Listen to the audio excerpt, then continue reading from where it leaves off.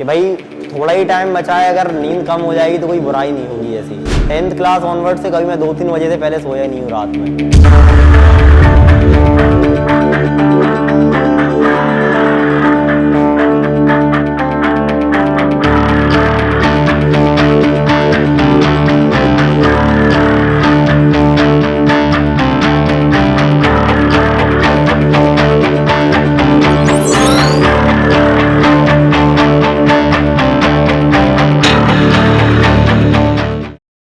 ये रिटर्न के पर्सपेक्टिव से मेरा 3rd अटेम्प्ट था और मुझे बहुत खुशी है बताने में कि I took the help from Centurion Defence academy.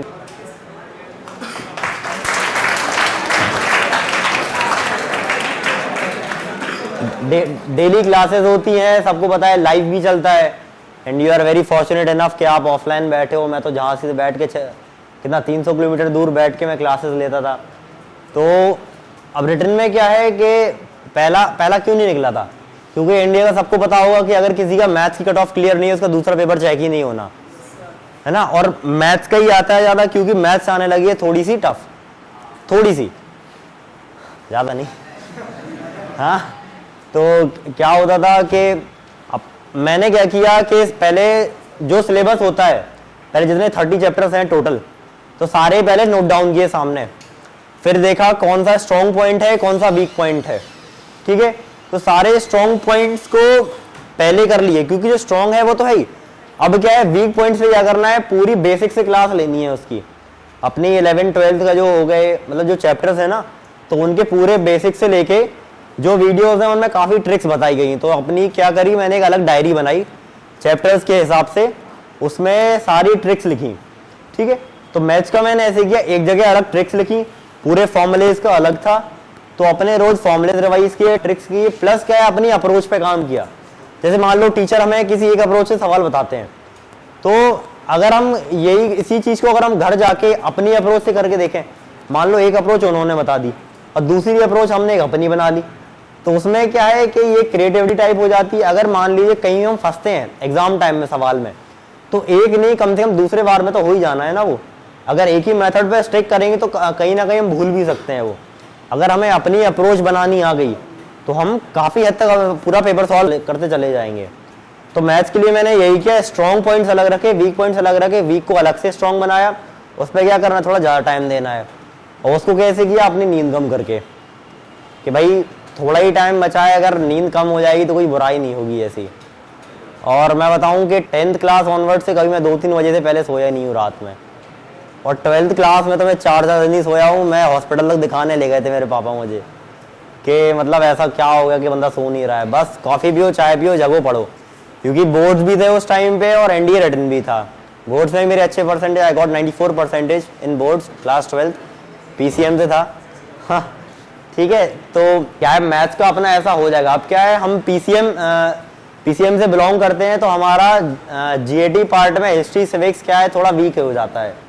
तो क्या है अपना, अब ऐसा देखो जीएटी में क्या है, साइंस तो हमें अच्छी से आती है, क्योंकि पीसीएम बैकग्राउंड से अपन बिलोंग करते हैं, तो हमारा पीसीएम तो ढंग से हो जाएगा कि 50 क्वेश्चन है, कम से कम 45-47 तो हम मार ही जाएंगे वहाँ पर। अब कहाँ आती है, इंग्लिश पे। इंग्लिश में क्या है कि अब ये नोटिस किया हो गया क्या होगा, जो रीअरेंज वाले हैं वो आसानी से हो जाते है ना, रीअरेंज वाले हो जाते हैं। अब दिक्कत सबसे ज़्यादा कहाँ आती है, एरर्स में, क्योंकि एरर्स में पढ़ाई ज़्यादा है और 10 सवाल ही हैं। यही अगर हम एंटोनिम सिनोनिम पढ़ लें, जैसे मान लीजिए मैं कैसे करता था, जैसे एंटोनिम लिखा है, एंटोनिम का एक वर्ड है, उसका ब्रैकेट में एक उसका मीनिंग, तो क्या है वो आपस में सिनोनिम हो गए। अब उसका एक एंटोनिम लिखा जो उसका अपोजिट वर्ड है, वो वर्ड लिखा ब्रैकेट में उसका मीनिंग। अब देखो एक एंटोनिम हो गया, 2 सिनोनिम हो गए एक ही वर्ड से। तो ऐसे क्या है, एक वर्ड से हमारे 4 वर्ड बन जाएंगे। तो अपना एंटोनिम सिनोनिम इसमें ही चला जाता है। और क्या है, इडियम फ्रेज की बात करें, कहीं ना कहीं उसमें कॉमन सेंस ही लग जाता, काफ़ी हद तक उसमें कॉमन सेंस लग जाता है और काफ़ी हमें याद करने पड़ेंगे। बस कुछ नहीं करना है, जैसे आपको मैं वही कहूँगा, फॉर्चुनेट हो कि आपको मटेरियल मिल रहा है, आराम अपना नोट्स बनाए और उसी को रिवाइज करना है, एक्स्ट्रा अपन को कुछ करना ही नहीं है। तो बस यही है, रिवीजन इज द की। जब तक इंग्लिश में रिवीजन नहीं होगा तब तक कुछ नहीं होगा। तो इंग्लिश में मैंने ऐसे ही फॉलो किया। बाकी साइंस का आता है, साइंस तो हम मुझे नहीं लगता है किसी प्रॉब्लम होगी यहाँ पे। एनीवन? यहाँ तक कि बायो भी वहाँ की 9-10 तक की आती है तो हो जाती है, वो फिजिक्स केमिस्ट्री भी इजी आती है। हाँ, अब आते हैं कि वो जो हिस्ट्री सिविक्स वाला सेक्शन है, अब उसमें क्या है, हिस्ट्री काफ़ी है, पॉलिटी ये सब तो काफ़ी है, लेकिन क्या है, करंट अफेयर्स के भी 10 आते। तो करंट अफेयर्स अगर हम 6 महीने कर लें, जैसे नॉर्मली याद हो ही जाते हैं, तो करंट अफेयर्स से पे काम कर लिए 10 सवाल तो यही हो गए। अब क्या है कि ज्योग्राफी, पॉलिटी, हिस्ट्री में क्या छोटा है, पॉलिटी, ज़्यादातर पॉलिटी के ही आते हैं और वो लर्न भी हो जाती है, क्योंकि बचपन से हमारे बेसिक तो बने हुए हैं उतने। एक्स्ट्रा में क्या याद करना है, आर्टिकल, अमेंडमेंट्स, तो वो पॉलिटी करी मैंने, पॉलिटी पे ज़्यादा फोकस किया। फिर साथ में ज्योग्राफी में सर बताते हैं कि इंडियन और सोलर वाली तो ज़्यादा ही आती है, पर क्या है कि जहाँ तक ईजी रहती है, क्योंकि काफ़ी लोग हॉलीवुड मूवीज़ देखते होंगे तो इंग्लिश नेम याद हो ही जाते हैं। तो क्या है, ज्योग्राफी तो मैं खुद बताऊँ, जो मेरी स्ट्रेटजी थी उसे मैंने हिस्ट्री ज़्यादा नहीं पढ़ा था, मैं ज्योग्राफी, पॉलिटी और करंट अफेयर्स में ज़्यादा फोकस किया, क्योंकि हिस्ट्री ज़्यादा ही ब्रॉड जाती है, मॉडर्न हिस्ट्री पढ़ के चला जाता था बस। अब वो भी ऐसा था, इस अटेम्प्ट के लिए 14 अगस्त को स्क्रीन आउट होके आया था और 4 सितंबर को मेरा रिटर्न था, तो ज़्यादा टाइम था ही नहीं। तो क्या किया, अपने नोट्स रिवाइज किए, बस उन्हीं को कर गया। पर क्या है कि वो नोट्स ऐसे बना लिए, तो नोट्स ऐसे बनाओ कि 4 लोग याद रखें।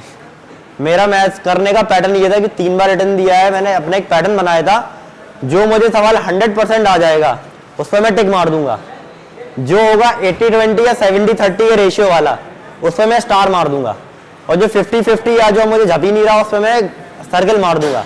अब क्या होगा, जो मेरे, ऐसा तो नहीं है कि पूरे आ जाएंगे, जब मैंने पूरा पेपर कर लिया 100% वाले हो गए, क्योंकि एनडी के पेपर जब आप ऑब्जर्व करोगे तो क्या आएगा, पहले इजी रहेंगे, फिर थोड़े भी कठिन डाल देंगे, फिर क्या एंड में भी आपको काफी इजी मिल जाएंगे। तो क्या है, जो बीच का पेपर का वो स्ट्रेस बन जाता है ना, उसकी वजह से एंड वाले सवाल छूट जाते हैं। तो जब तक आपको जो आता जाए मारते जाओ, अगर बीच में 10 भी छूट रहे हैं तो कोई बुराई नहीं है, स्टार मार्क करो, गोला मार्क करो, छोड़ते जाओ, क्योंकि जब आप 100% वाले श्योर कर लोगे ना, तब उस पर आओगे। जैसे मैंने क्या किया, अपने 100% वाले पूरे कर लिए, ठीक है। अब आया मैं 80-20, 70-30 वाले, जिसपे मुझे पता है कि हाँ मुझसे सवाल हो जाएगा, थोड़ा सा टाइम देना है। और एक अच्छी क्या करना है, स्टे हाइड्रेटेड, पानी पीते रहना, क्योंकि जब पानी पियोगे थोड़ा रिलैक्स मिलेगा, फ्रेश ऑक्सीजन जाएगी दिमाग में, थिंकिंग पावर थोड़ी बढ़ेगी। तो क्या है, बस ऐसा करना। मैं क्या करता हूँ, मैं पानी पीता हूँ, एक हाथ से क्वेश्चन पढ़ता हूँ, तो क्या है, अपना वो वहाँ पे स्ट्रेस भी कम हो रहा, क्वेश्चन भी बढ़ रहे। तो अब क्या है, 100% वाले के बाद जब आप 80-20 वाला करोगे तो रिलैक्स होकर करोगे तो वो भी हो जाएंगे। तो ऐसे क्या है, टाइम आपका सेव हो जाएगा। अगर किसी ऐसे सवाल पे लगे हो जो 3-4 बार आप कर रहे हो और आपको फिर पता चला बाद में कि एक सवाल ऐसा था कि जो हो सकता था हल के हल, तो वहां चीजें बेकार हो जाती हैं। तो ऐसे ही करना है। आप भी कर सकते हो कि 80-20 वाला कर लो, 100 वाला कर लो और 50-50 वाला कर लो। पहले 100 वाले कर लिए, 80-20 वाले कर लिए, और टाइम बचा 50-50 वाले कर लिए, तो इससे नेगेटिव मार्किंग बच जाती है, टाइम बच जाता है।